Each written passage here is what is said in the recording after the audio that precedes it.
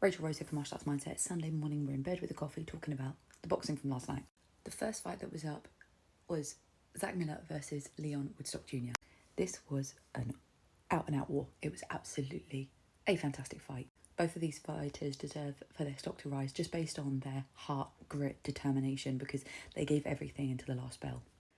From the jump, Woodstock was the more dominant fighter. He was very aggressive on the front foot. I think he had a game plan to try and sort of run Miller into the ground because he comes alive or can show his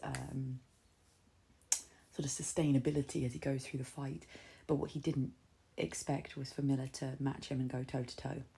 In terms of boxing skill, Miller was beautiful, really strong ones and twos, technical, absolutely stunning footwork. Like, there were really lovely moments where he would just take these like tiny little steps back, just do-do, and used his feints really well and just sort of kept Woodstock just outside of some of these punches, which was just beautifully executed. I felt that by around the fourth round, Woodstock started to get frustrated.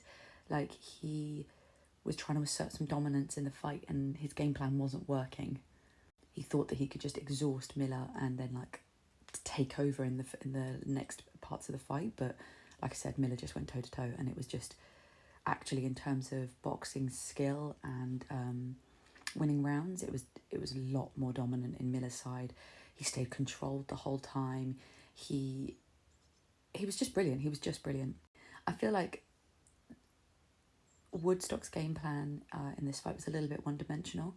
I don't think he knew how to change up once he decided he was going to go down that road. It then sort of became when you see fighters on the back foot when they're trying to chase the points or they're trying to chase the knockout, or, you know, it's sort of, he sort of set the bar at one thing and then couldn't move away from that thing, but he couldn't even sustain it within himself. But what he did have was an incredible gas tank, a very, very strong chin, and a will and a desire to win, which is just, you know, makes for a really exciting fight. You know, they both deserve a lot of praise for this fight, and it was a really exciting one. It was really enjoyable. If you haven't seen it, go and watch it, because it's just brilliant from beginning to end.